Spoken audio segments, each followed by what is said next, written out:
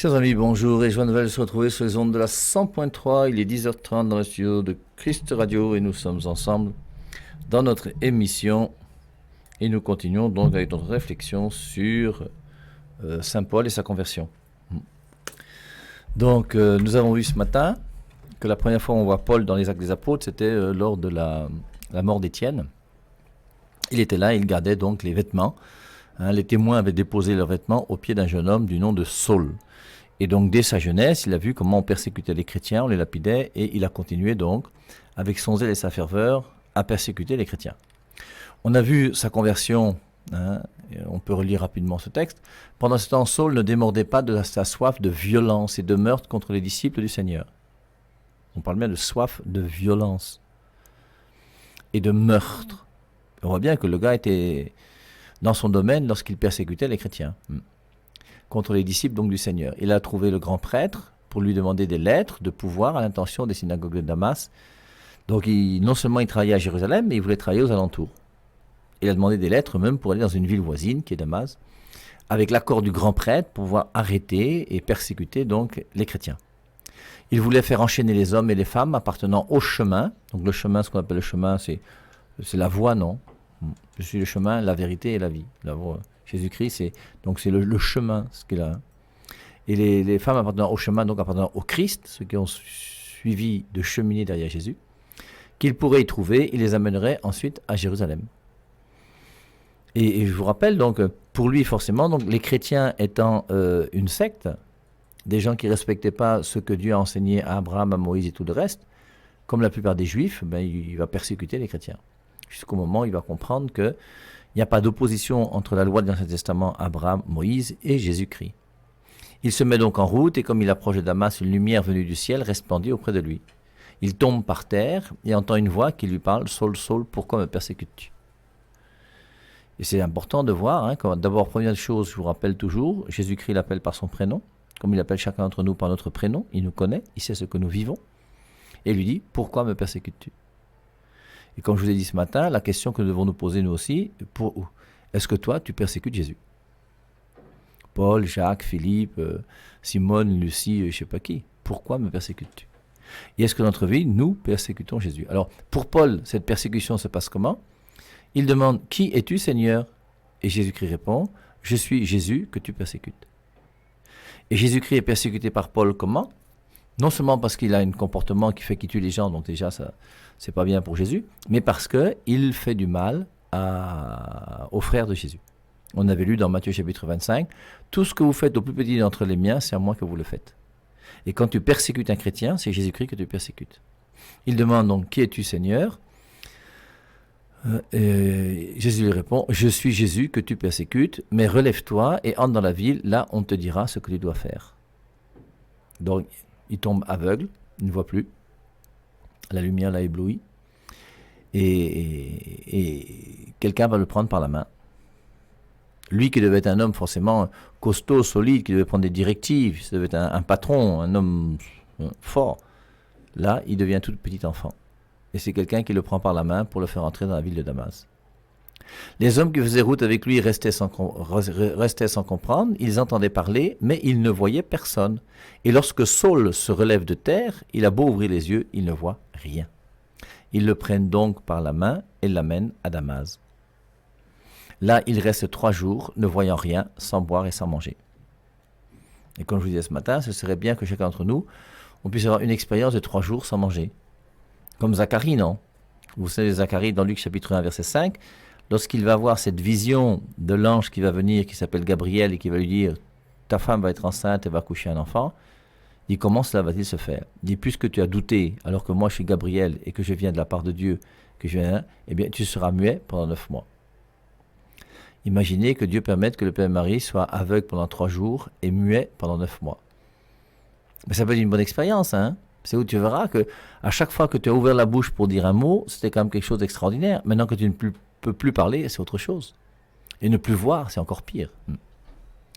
Et on voit bien donc, je crois quelque part aussi, c'est pour montrer l'aveuglement dans lequel était enfermé notre ami Paul. Et beaucoup de gens aujourd'hui sont enfermés. Beaucoup. Ils sont enfermés dans leur certitude. Aujourd'hui, il y avait l'émission de Canal 2 qui passait, non? Et bon, j'ai quand même, habituellement, même quand c'est comme ça, j'éteins mon téléphone parce qu'il y a tellement de gens qui disent des bêtises, c'est fatigant. J'ai quand même aujourd'hui, dans ma bonté, après l'émission, rallumé mon téléphone et reçu 2 appels. Il y a un pasteur de Douala. C'est curieux, le gars prend le téléphone même, alors il me pose une question, je n'ai même pas le temps de répondre, il commence déjà à me couper la parole. Mais n'appelle pas quelqu'un pour l'enseigner. Appelle quelqu'un pour recevoir un renseignement. Il me pose une question, je réponds. Tu me laisses même pas répondre jusqu'à la fin. J'ai raccroché. Je lui ai dit, ça habite où? J'ai raccroché. Et je lui ai dit, le jour où... Ça n'a pas de sens. Un autre, c'est pareil. Il me dit, mais comment est-ce qu'on peut prier la Vierge Marie puisque la Vierge Marie est morte? Et je lui ai dit, mais que dit Jean 11, 25, 26? Je suis la résurrection et la vie. Celui qui croit en moi, même s'il meurt, vivra. Et quiconque vit et croit en moi ne mourra jamais. Il commence à dire, oui, mais est-ce qu'on peut voir Marie et la toucher? Oh, vraiment, c'est quand même fatigant. Et c'est là où tu vois, il y a des gens qui sont vraiment... Et tu as vraiment l'impression qu'ils ne cherchent pas la lumière. Il faut toujours chercher la lumière, il faut toujours aimer la vérité. Et c'est pour ça qu'on avait vu dans 1 Timothée au début que Saint Paul dira, hein, je vivais dans l'ignorance. Et c'est lorsque je reconnais quelquefois la vérité justement qui m'est donnée que je comprends que j'étais dans l'ignorance. Mais aujourd'hui, là, comment savoir où se trouve la vérité? Alors, je ne vais pas refaire tous mes topos habituels, parce que sinon ça va vous fatiguer. Mais c'est important de savoir qu'on ne peut pas enseigner n'importe quoi et n'importe comment. Donc, on voit comment Saint Paul là, va recevoir un enseignement, alors, par Jésus-Christ, parce qu'il lui a parlé, mais même une expérience de vie. Le fait d'être aveugle pendant 3 jours, après, quand tu commences à voir, tu réfléchis. L'autre jour, je vous disais qu'on a un de nos frères de Saint-Jean, nous, qui a failli être décapité par des musulmans. Et quand tu te retrouves à la mosquée des musulmans et qu'ils disent qu'ils vont te couper la tête et que heureusement que l'armée est arrivée, c'est pas ici au Cameroun, hein, bien sûr, hein, dans notre pays, mais forcément, après, bon, tu réfléchis quand même sur ta vie. Et quand tu rentres chez toi, tu dis que Dieu merci pour l'air que... Après, il me disait même, en commentant son histoire, il me dit que si j'avais pu mourir martyr même pour Dieu, ça aurait été une bonne chose. Mais il faut qu'on puisse avoir des expériences qui nous aident à toujours mieux comprendre et mieux vivre dans la lumière. Et le fait que Saint Paul soit dans les ténèbres pendant 3 jours, forcément, il a eu le temps de méditer et de réfléchir. En plus, on voit lui-même sa bonne volonté, puisque pendant ces 3 jours où il est aveugle, il reste là 3 jours, ne voyant rien, sans boire et sans manger. Et lui-même a décidé de faire un jeûne. Même les Juifs jeûnent. Hein. Vous connaissez les pharisiens qui ont voulu reprendre Jésus par rapport au sabbat, aux épis de blé, et puis Isaïe 58, le grand chapitre sur le jeûne.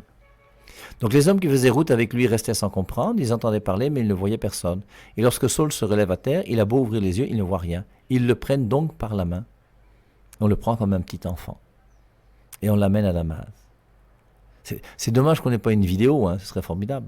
Là il reste 3 jours, ne voyant rien, sans boire et sans manger. Il y avait à Damas un disciple du nom d'Ananias. Le Seigneur l'appela dans une vision. Alors vous voyez le nombre de visions. Hein. Acte 9, il y a une vision pour Paul. Au verset 10, il y a une vision pour Ananias. Il y avait à Damas un disciple du nom d'Ananias. Le Seigneur l'appela dans une vision Ananias. Il l'appelle aussi par son nom. Il répondit, me voici Seigneur. Et le Seigneur lui dit, lève-toi et va jusqu'à la rue droite. Alors je vous avais dit ce matin aussi, me voici Seigneur, est-ce que toi un jour tu as dit réellement à Jésus-Christ, me voici Seigneur? Me voici Seigneur, je viens pour faire ta volonté. Me voici Seigneur, prends-moi comme je suis et je veux marcher avec toi. Me voici Seigneur et je veux fuir le péché pour vivre selon ta volonté. Et le Seigneur lui dit, lève-toi et va jusqu'à la rue droite. Alors, on avait vu que Jésus-Christ est précis lorsqu'il donne sa vision. Lève-toi. Il lui dit, lève-toi. Ananias a dû se lever. Quand Dieu parle, on obéit, non? Rappelez-vous Moïse sur la montagne, le buisson ardent. Et dans le buisson ardent, il dit, ôte tes sandales. Je suis sûr que Moïse a enlevé ses sandales immédiatement. Là, Dieu dit, lève-toi. Garde-vous, lève-toi. Et va jusqu'à la rue droite. Il précise la rue. Tu iras trouver dans la maison de Judas un certain Saul qui est de Tarse. En ce moment, il est en prière. Il précise même, hein, Dieu montre qu'en même temps, il voit qu'il est en prière. Il a vu en vision un homme du nom d'Ananias. Alors, a-t-il eu encore une autre vision? Est-ce que c'est pendant la vision où il était sur la route de Damas? Je ne pense pas. Je pense qu'il a une autre vision entre-temps. Je pense que Jésus-Christ a dû lui faire comprendre que, comme tu vois, dans quelque temps, il y a quelqu'un qui va venir, qui s'appelle Ananias. Il a vu en vision un homme du nom d'Ananias qui lui imposait les mains afin qu'il recouvre la vue. Et on voit comment l'imposition des mains va permettre à Saul de retrouver la vue. Marc 16, 17. Voici les signes qui accompagneront ceux qui ont cru. Ils imposeront les mains aux malades et ceux-ci seront guéris. Alors, Dieu s'exprime simplement, il parle à Ananias, et Ananias lui aussi cause simplement avec Dieu. Et Ananias reprit, « Seigneur, bien des gens m'ont parlé de lui et de tout le mal qu'il a fait aux saints à Jérusalem. » Il persécute les chrétiens, il persécute nos frères, il nous persécute, nous qui croyons en toi. Et ici même, le grand prêtre lui a donné pouvoir pour faire enchaîner tous ceux qui invoquent ton nom. Donc nous qui invoquons ton nom, nous qui sommes chrétiens, là, le gars nous persécute, et tu me dis comment je vais aller chez lui.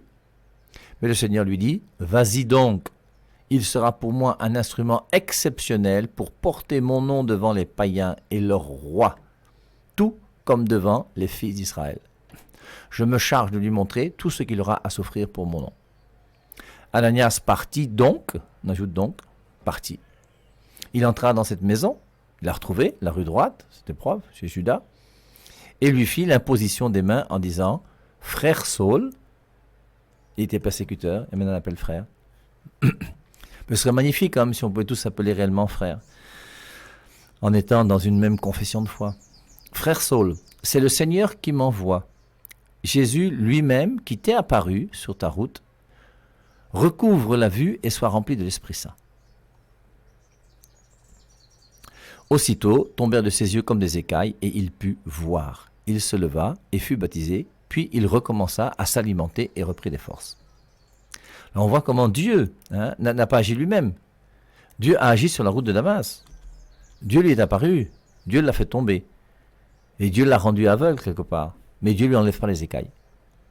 Il a voulu donc qu'il y ait une coopération pour pouvoir ouvrir les yeux, pour enlever les écailles, l'imposition des mains de Ananias. Et on voit comment l'imposition des mains va commencer à se faire dans l'église primitive. Et je vous rappelle, donc Marc 16, 17, ils imposeront les mains aux malades et ceux-ci seront guéris. Aussitôt tombèrent de ses yeux des écailles et il put voir. Ça lui est une grande joie donc pour Paul. Il se leva et fut baptisé.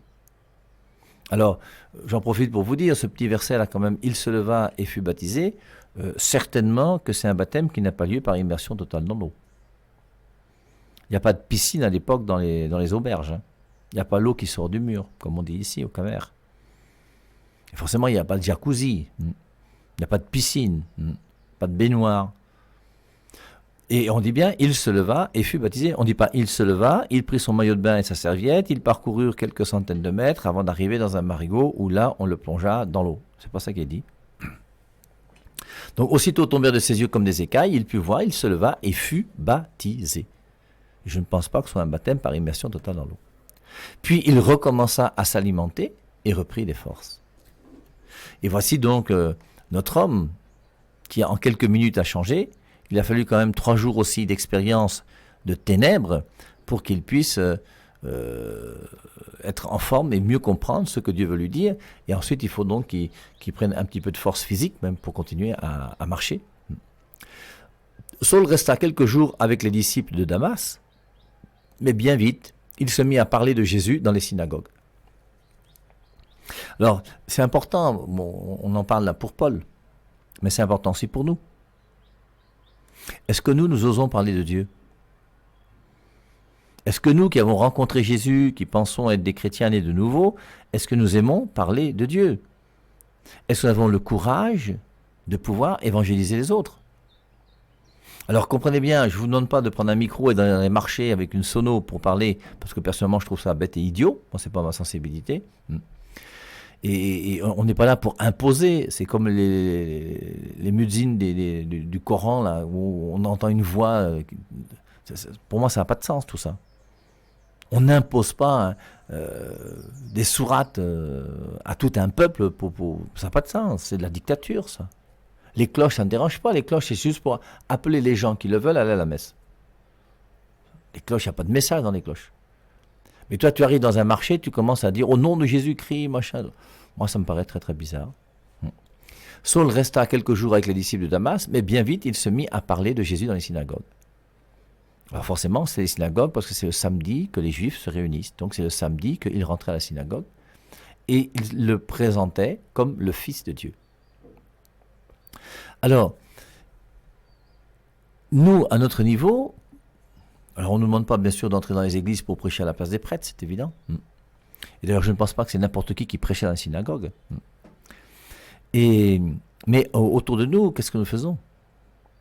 Comme je vous lis de temps en temps sur les ondes, c'est vous les parents qui avez échoué dans l'éducation de vos enfants, je ne suis pas là pour vous culpabiliser, mais comprenez au moins que quelque part, vous aurez peut-être pu faire plus. Quand tu vois des parents, je vous dis, qui ont investi au moins 50 millions dans les études de leurs enfants, jusqu'à les envoyer au Canada ou en France ou je ne sais pas où, payer des universités qui coûtent 2-3 millions pendant quelques années, est-ce que vous avez été capable aussi de leur payer une Bible? De les envoyer un jour suivre un enseignement chrétien? De suivre une retraite spirituelle avec des religieux, des religieuses et des prêtres? Qu'est-ce qu'on a fait? Est-ce que dans ta maison, tu as cet oratoire qui est là, où tu réunis tes enfants chaque matin et chaque soir pour prier? Et je vous rappelle que dans une maison, on n'éduque pas un enfant uniquement à coup de chapelet. Le chapelet, personne ne peut être contre le chapelet, en tout cas pas nous les catholiques, c'est évident. Mais en même temps, nous sommes aussi pour les Saintes Écritures. Est-ce que vous faites des études bibliques avec vos enfants? Combien de pères et de mères de famille n'ont jamais ouvert la Bible devant leur enfant? Moi, j'ai jamais vu mon père lire la Bible, moi, jamais. Ma mère, oui, à la fin de sa vie. Mais c'est important de voir ton père et ta mère qui font une étude biblique. C'est important que vous-même, vous puissiez au moins une fois par semaine, au moins pendant l'année scolaire, quand vos enfants sont à l'école, mais au moins le week-end, le samedi ou le dimanche, faire une étude biblique avec vos enfants. Vous prenez l'évangile du jour, vous le méditez, vous discutez ensemble. Après ça, vous pouvez dire une dizaine de Je vous salue Marie si vous voulez, au moins quelques Je vous salue Marie. Mais dire un chapelet en entier, à mon avis, avec des enfants, je ne pense pas que ce soit l'idéal. Et je ne pense pas que ce soit la meilleure manière de les former pour qu'ils puissent rester catholiques toute leur vie. Par contre, les études bibliques, oui, ça aide davantage, ça forme. Donc, mais bien vite, il se mit à parler de Jésus dans les synagogues. Il le présentait comme le Fils de Dieu. Ses auditeurs n'en revenaient pas. Il disait, pensez qu'à Jérusalem, il s'acharnait contre ceux qui invoquent ce nom. Et s'il est venu ici, c'était pour les faire enchaîner, les amener au chef des prêtres. Alors, il y a quand même un témoignage extraordinaire, c'est même par rapport à sa propre vie. Lui-même était celui qui persécutait les chrétiens le plus possible, et maintenant c'est lui-même qui vante les chrétiens et qui dit qu'ils ont raison. D'un bout d'un moment, forcément, tu te poses des questions. Et tu vois bien qu'il y a une conversion. Et alors, maintenant, la conversion de Saint Paul, c'est Acte chapitre 9, je vous rappelle, c'est aussi Acte 22 et Acte 26. Mais la conversion de Saint Paul, c'est pour nous rappeler notre conversion à nous aussi. Et nous-mêmes, ici, là, sommes-nous réellement convertis? Alors, je crois que dans la conversion, il y a d'abord deux conversions. Il y a d'abord la première conversion radicale, celle que Saint Paul va vivre maintenant, quand il va rencontrer Jésus. Parce qu'il y a un moment où on ne connaissait pas Jésus, et un moment où on connaît Jésus. Sauf pour ceux qui ont été baptisés étant enfants et qui ont grandi dans la connaissance de Jésus-Christ. Et c'est une chance. Si ton père et ta mère ont pu te faire grandir dans la connaissance de Jésus-Christ, mais une vraie connaissance de Jésus-Christ, hein, pas un coup de prière du matin et du soir et puis une vie chrétienne bizarre, non, une vraie vie chrétienne. Et grandir dans une vraie vie chrétienne, c'est le meilleur milieu dans lequel un enfant puisse grandir pour s'épanouir. Parce que l'épanouissement d'un homme, c'est se sanctifier. Et un homme est pleinement un homme lorsqu'il est un saint. Et tous les hommes de la terre sont appelés à devenir des saints. Et si nous ne cherchons pas la sainteté, il y a quelque chose qui ne va pas. Et donc, il faut que nous tous, nous puissions... Alors, première conversion, moi, ma conversion, si je vous rappelle, c'est en février 80... je ne sais plus combien, 82, je crois. Quand je me suis converti dans un lieu d'apparition de la Vierge Marie. Et du jour au lendemain, j'ai commencé à aller à la messe tous les jours. Alors qu'en 10 ans, j'étais allé 3 fois à la messe. Et ma conversion a été radicale, un peu à la manière de Paul d'ailleurs. Radicalement. Et après, comme je vous avais raconté, donc je ne vais pas le refaire, je suis allé chez les frères de Saint-Jean, j'ai pris mon sac, ma valise quand j'ai quitté la maison de mon père et de ma mère pour aller dans un séminaire en Italie. Et en route, je me suis retrouvé plutôt chez les frères de Saint-Jean. J'ai frappé au portail des frères de Saint-Jean, j'avais jamais vu un frère de Saint-Jean de ma vie. Dieu trace des lignes droites avec des lignes courbes, lui, ça ne le dérange pas. Et c'est comme ça que je suis entré chez les frères de Saint-Jean et que je suis resté. Et Dieu a une vision sur chacun d'entre nous, un plan sur chacun d'entre nous. Et on voit comment pour Paul, ça a été radical. Et nous, donc, le jour où nous sommes convertis, notre conversion, est-ce que ça a changé quelque chose dans notre vie? Est-ce qu'il y a dans notre vie un avant Jésus-Christ et un après Jésus-Christ? Et est-ce que je peux dire que oui, à partir, moi c'était février 82 que je me suis converti. Premier vendredi du mois de février 1982. Et après, au mois de novembre, j'étais chez les Frères de Saint-Jean, 9 mois plus tard. J'étais au Cameroun en 1987. J'étais même pas encore, j'étais un jeune prophète perpétuel. J'étais ordonné diacre ici, le 28 août 1988, je crois, par Monseigneur Lambert Van Egen. Et donc, mais une conversion, c'est est-ce qu'aujourd'hui, j'accepte d'avoir mis Jésus-Christ à la première place dans mon cœur et dans ma vie, en l'aimant de tout mon cœur, de toute mon âme, de toutes mes forces. Et maintenant, après ça, il y a des conversions toujours. Il y a la conversion radicale, qu'on peut écrire la conversion avec un grand C, qui est le jour où j'ai rencontré Jésus et qui fait que je suis devenu chrétien et que j'ai changé de vie. Et ça, tout le monde s'en aperçoit. J'étais un bandit, je me droguais, je tchattais les filles, je sortais en désordre, je faisais du jour au lendemain, paf, je suis devenu un servant de messe modèle et extraordinaire. Mais même mon père et ma mère dans la famille ont vu que j'ai changé. Mes amis ont vu que j'ai changé. Il y a des choses que je ne pouvais plus faire une fois que je me suis converti. Et quand je me suis converti, même j'ai perdu la plupart de mes amis. Parce que j'avais une autre manière de vivre, on n'avait plus les mêmes valeurs et je ne vois pas ce que je faisais avec eux. Et ils ne voyaient pas ce qu'ils faisaient avec moi maintenant que je m'étais converti. Et j'ai perdu énormément d'amis. Mais j'en avais gagné un, et l'ami par excellence, qui est Jésus-Christ, et c'est ça l'essentiel. Ça, c'est la conversion. Le jour de ma conversion, c'est le jour où je rencontre Jésus-Christ, le jour où ma vie est complètement transformée. Et après ça, donc, dans ce cheminement de ma conversion, il y a des petites conversions à faire. Des efforts sur la gourmandise, sur la nourriture, sur le ventre et le bas-ventre, sur l'alcool, sur la gestion de l'argent, sur la gestion de ma langue, le mensonge, le congossa, la calomnie. Et ces conversions, on doit continuer à les faire toujours. Dans 2 Corinthiens chapitre 12, on voit Saint Paul qui dit « J'ai une écharpe dans la chair ». Et Dieu lui dit « Ma grâce te suffit ». Et la grâce de Dieu nous est donnée à nous pour que nous puissions cheminer, même si quelquefois nous avons des difficultés. Et nous devons continuer à nous convertir régulièrement, à essayer de nous améliorer. Il faut que chaque année qui passe soit une année dans laquelle je gagne en sainteté. Je vous avais dit un jour que je souhaiterais que Dieu me donne une balance où on puisse peser la grâce de quelqu'un. Vous imaginez, vous montez sur une balance et on vous dit que ta grâce, c'est 80, je sais pas moi, 80 grammes de grâce. L'autre c'est 90, l'autre c'est 70. L'année après, tu reviens. On s'aperçoit que tu as progressé, tu as diminué. Pour voir si chaque année, on se sanctifie davantage. Un jour, on a demandé à un prêtre, quelle est la plus belle messe que tu as célébrée dans ta vie? Il dit, celle que j'ai célébrée hier. Et celle que je vais célébrer aujourd'hui sera plus belle que celle que j'ai célébrée hier. Sa réponse est très belle, on espère que c'est vrai.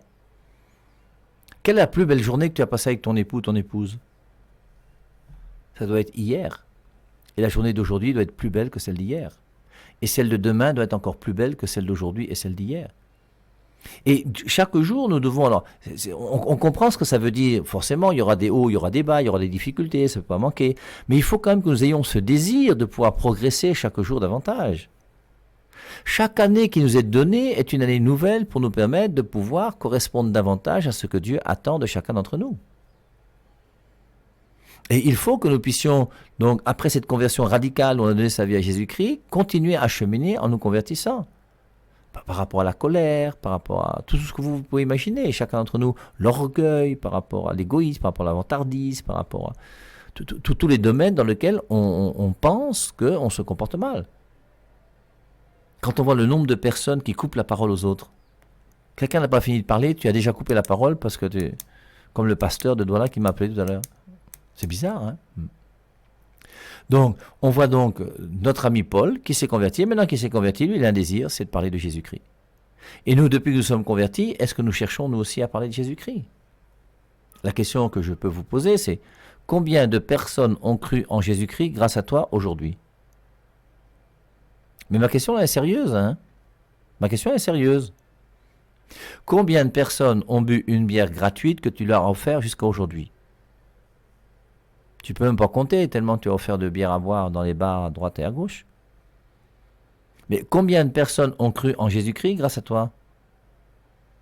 Quelquefois même, il y a des gens qui ont quitté l'église à cause de toi.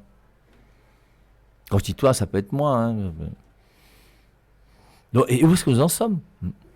Paul, lui, en tout cas, c'est clair, il a fait ses 3 jours, il est venu sans boire ni manger, on lui a posé les mains, il a vu, et dès qu'il a vu là, il n'a pas voulu garder la voyance là pour lui seul. Et la révélation qu'il a reçue, il veut la transmettre. Pensez qu'à Jérusalem, il s'acharnait contre ceux qui invoquent ce nom. Et s'il est venu ici, c'était pour les faire enchaîner et les amener au chef des prêtres. Saul n'en était que plus déterminé quand il démontrait que c'est lui, Jésus, le Messie.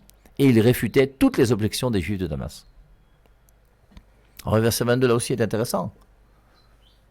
Est-ce que toi, tu es capable de réfuter les objections qu'il y a par rapport à ton Église? Comment sommes-nous formés? Sommes-nous capables de justifier la vérité? 1 Pierre 3,15, Saint Pierre dit, êtes-vous capable de justifier l'espérance qui est en vous? Mais faites-le avec charité et bonté. Êtes-vous capable de justifier la foi que vous avez? Avec charité, bien sûr, mais êtes-vous capable de justifier la foi qui est la vôtre? Êtes-vous capable de fermer la bouche des gens qui disent des bêtises? Et Saul, lui, n'en était que plus déterminé quand il démontrait que c'est lui, Jésus, le Messie. Et il réfutait toutes les objections des Juifs de Damas. C'est important de pouvoir montrer la vérité. Et la conséquence après, alors forcément, il ne va pas être aimé. De même qu'il n'était pas aimé des chrétiens au début, forcément, maintenant qu'il est devenu chrétien et qu'il prêche la foi des chrétiens, ben forcément, il n'est plus aimé des Juifs. Quand il n'était pas aimé des chrétiens, les chrétiens ne cherchaient pas à le tuer. Mais maintenant qu'il n'est pas aimé des Juifs, les Juifs vont essayer de se débarrasser de lui. Nous, on ne tuera jamais un musulman parce qu'il dit que des choses bizarres sur l'évangile ou sur Jésus. Par contre, il y a des musulmans qui sont prêts à nous tuer si on dit que le Coran n'est pas inspiré par Dieu, que Mahomet n'est pas un vrai prophète. Et c'est là où on voit les conceptions complètement différentes des différentes religions. Alors, tous les musulmans ne sont pas comme ça, moi je parlais de djihadistes là. Verset 23, Actes chapitre 9, verset 23. Au bout d'un certain temps, les Juifs se mirent d'accord pour se débarrasser de lui. Et forcément, celui qui dit la vérité, il doit être exécuté. Et quand tu dis la vérité, ça énerve les gens. Et je ne sais pas pourquoi les gens n'aiment pas la vérité. Alors, il y a ceux qui n'aiment pas la vérité parce qu'ils savent qu'ils ont leur business dans leur mensonge, dans leur manière de faire, mais quelqu'un de bonne volonté qui ne cherche pas la vérité, ça n'a pas de sens. Il faut aimer la vérité et se laisser éduquer par la vérité. Au bout d'un certain temps, les Juifs se mirent d'accord pour se débarrasser de lui. Alors, ça ne nous étonne pas parce qu'on a essayé de se débarrasser de Pierre, on a essayé de se débarrasser de Jean, on s'est débarrassé de Jésus-Christ, on lui a coupé la tête, on l'a crucifié. Les apôtres, acte 12, là on est dans acte 9, mais bientôt Jacques lui aussi va être passé par le fil de l'épée par Hérode. Donc au bout d'un certain temps, les Juifs vont faire la même chose, ils vont continuer leur habitude et puis ils vont chercher à se débarrasser de lui, donc ils veulent le zigouiller parce qu'il dérange. Il faut aimer la vérité. Saul fut mis au courant de leur projet. De jour comme de nuit, on montait la garde aux portes pour le tuer. Et comme la plupart des villes étaient entourées d'une muraille et qu'il y avait des portes avec des soldats, ben ils ne peuvent ni entrer ni sortir. Et donc, on va essayer de trouver une solution pour qu'on puisse ne pas le zigouiller. Mais les disciples le firent descendre de nuit le long de la muraille en le mettant dans un panier au bout d'une corde. Et comme il est persécuté, ben il va trouver une solution. Et la solution, ses amis, donc disciples, vont l'aider. On va se mettre dans une maison qui est au bord de la muraille. On va le mettre dans un panier et puis on va faire descendre la corde. Et voilà. Donc on voit comment le fait que Paul accepte de se convertir et de dire la vérité va être pour lui source d'ennui jusqu'à vouloir le tuer. Et donc il est obligé de pouvoir se défendre comme il peut. Et donc dans cette persécution, eh bien, il va prendre un panier, il va descendre discrètement. Quand il arrivera en bas de la muraille, on ne dit pas ce qu'il a fait. Mais forcément, ça ne doit pas être facile non plus de se retrouver seul en bas d'une muraille pour partir. Mais comme Paul non plus n'a pas trop peur, eh bien, c'est comme ça qu'il va trouver la solution pour quitter cette ville et continuer. Arrivé à Jérusalem, Saul chercha à se joindre aux disciples, mais tous avaient peur de lui.